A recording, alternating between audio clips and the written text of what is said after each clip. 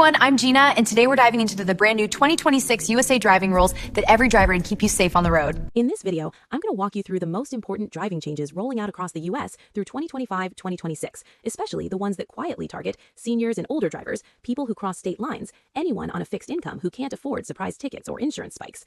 You'll see which completely normal habits are now treated as high-risk violations, how cameras, apps, and your own car can report you without a traffic stop, why license renewals for older drivers are getting trickier, and simple, low-cost tweaks that can save you thousands of dollars and protect your independence. This isn't about fear, it's about not finding out the rules changed only after your license is suspended, your renewal is denied, or your insurance bill jumps 30%. Let's start with the behavior that used to be a minor annoyance and is now treated like drunk driving in many places. The first quiet change, your phone and dashboard screen are now evidence. For years, don't text and drive sounded like common sense, but enforcement was inconsistent. A lot of states had what's called secondary laws. An officer needed another reason to pull you over before they could cite you for phone use. That cushion is disappearing. Every year, more states upgrade to primary enforcement hands-free laws. Translation, if an officer sees a phone in your hand, that alone can legally justify a stop. No speeding, no swerving, no broken taillight as an excuse. And it's not just texting anymore. In many updated laws and enforcement guidelines, all of this can count as illegal phone or device use. Holding your phone to check GPS, even at a red light, scrolling for a song while you're stopped in traffic, tapping the screen to dismiss a notification, using video calling or watching anything with moving images while the car is in gear. Some states are also starting to treat unsafe use of built-in dashboards and touchscreens the same way as phone use. If you're poking through menus, scrolling long lists, or watching video while the vehicle is in motion, you can be cited under distracted driving, even if it's on the factory screen. This hits older drivers hard because for decades, a red light felt like a safe pause. Foot on the brake, car not moving, quick glance at the phone. No harm done, right? In many places now, the law is simple. If you're in the driver's seat and the car is in gear, you are considered to be driving, period. Fines for a first offense often land in the $150 to $500 range after fees, but the real damage shows up quickly in real time when your insurance company sees a distracted driving mark and treats you like a higher risk driver, bumping your premium 15 to 30% for several years. For someone on a fixed income, that's not a slap on the wrist. That's groceries, subscriptions, or utility bill. The fix is cheap compared to penalty. Use a simple dash or vent mode and keep the phone out of your hands. Turn on voice commands and let the phone read text or directions aloud. Make a mental note. If the car is in gear, my phone is parked.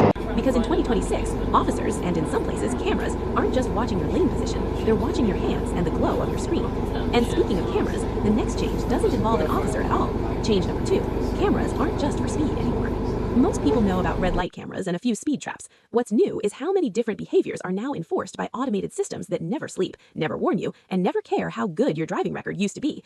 Depending on where you drive, you can now get a ticket in the mail for all of the following without a single siren or traffic stop: speeding in work zones and school zones, failing to stop a school bus with its stop arm extended, driving in bus-only or HOV lanes at restricted times, blocking the box at busy intersections, excessive noise from modified exhausts, in some cities testing noise cameras.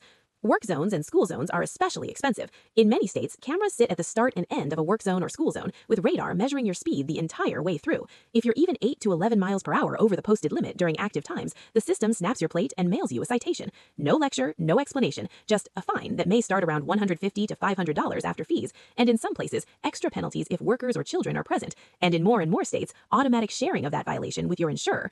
School bus cameras are another big one. When a bus stops, extends the stop sign, and turns on red lights, passing in the wrong direction or failing to stop is now caught by cameras mounted on the bus itself in many districts. The driver never sees you, but the system does, and tickets for this are often steep. For older drivers used to officer discretion, this new world feels harsh. The camera doesn't know you've driven safely for 50 years. It doesn't know you were confused by a sign or trying to keep up with traffic. It only knows the rule was broken for a fraction of a second. Your smartest move in this environment: treat every work zone and school zone limit as absolute, not a suggestion. Slow earlier than you think you need to, not when you're already at the sign. Take school buses seriously. If in doubt, stop and wait. Because cameras don't issue warnings, they create records. And those records follow you into the next major change: how sober is being redefined. Change number 3, under the limit doesn't always mean legal to drive. For decades, one number was drilled into drivers' heads: .08. Stay under .08 and you were okay. Cross it and you were in serious trouble. That number is no longer a safe line to rely on. Here's what's changing. Utah has already moved its legal limit down to .05. Other states have debated or introduced similar bills, and safety groups